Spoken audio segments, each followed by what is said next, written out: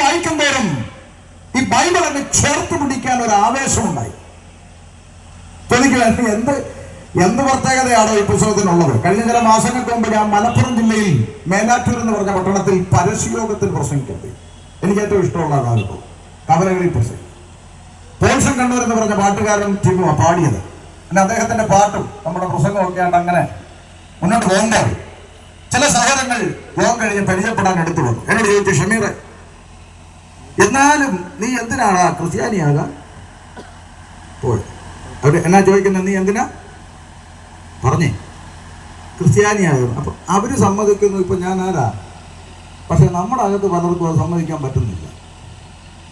അതെന്താന്നാ ഞാൻ ഇങ്ങനെ ആലോചിച്ചുകൊണ്ടിരിക്കുന്നത്. പോട്ടെ.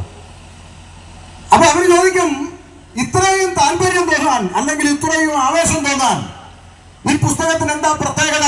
ഇന്ന് രാത്രി വാരിശ്ശേരിയോട് പറയാം, ഷമീർ അബ്ദുൽ സലാമിനും ശ്രീലേഖയ്ക്കും അനീഷ് കാവാലത്തിനുമൊക്കെ ഒരു രാത്രി വെളുക്കം വരെ പറഞ്ഞാൽ തീരാത്ത പ്രത്യേകതയുള്ള പുസ്തകമാണ് വിശുദ്ധ ബൈബിൾ.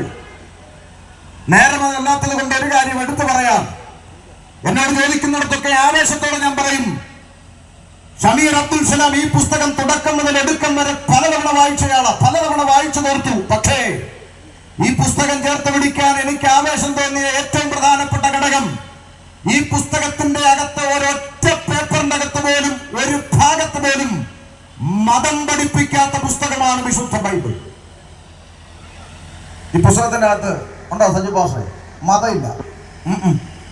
ഭൂമിയിൽ ഒരു മതം സ്ഥാപിക്കുന്നതിനെ കുറിച്ചോ മതത്തെ ചേർക്കുന്നതിനെ കുറിച്ചോ മതം മാറ്റുന്നതിനെ കുറിച്ചോ അങ്ങനെ മതത്തെ കുറിച്ചൊന്നും ഞങ്ങളുടെ കർത്താവായ യേശു ക്രിസ്തു പഠിപ്പിച്ചിട്ടില്ല. മതം ഇല്ല ഇല്ല. എന്നിട്ട് നാട്ടുകാർ നമ്മളെ വിളിക്കുന്നത് എന്തുവാ? പറ, മതം മാറ്റുന്നത്. എന്നാ കോമഡിയാ. ഈ അടുത്ത കാലത്ത് ഒരു ചേച്ചി പറഞ്ഞ എങ്ങനാ, പെന്തക്കോസ്ത് ഉപദേശിമാര് വീട്ടിൽ കേട്ടിരുന്നത് എന്നാ ചേച്ചി പറയുന്നത്, അവർ 500 രൂപയും കഞ്ഞിയും പേരും കൊടുത്ത് ഞങ്ങളുടെ ആളുകളെയൊക്കെ മതം മാറ്റുന്നു. ചേച്ചിയുടെ ഫാൻസുകാരും കൂടെ കേൾക്കാൻ പറയുക, ഞങ്ങൾ ആരെങ്കിലും 500 രൂപയും കഞ്ഞിയും പേരും കൊടുത്ത് ആരെങ്കിലും മാറ്റുന്നു നിങ്ങൾക്ക് ആക്ഷേപം ഉണ്ടെങ്കിൽ നിങ്ങൾ 1000 രൂപയും ചിക്കൻ ഫ്രൈയും കൊടുത്ത് അവരെ തിരിച്ചു കൊണ്ടുപോകണമെന്ന് പബ്ലിക്കായി അറിയിക്കുന്നു.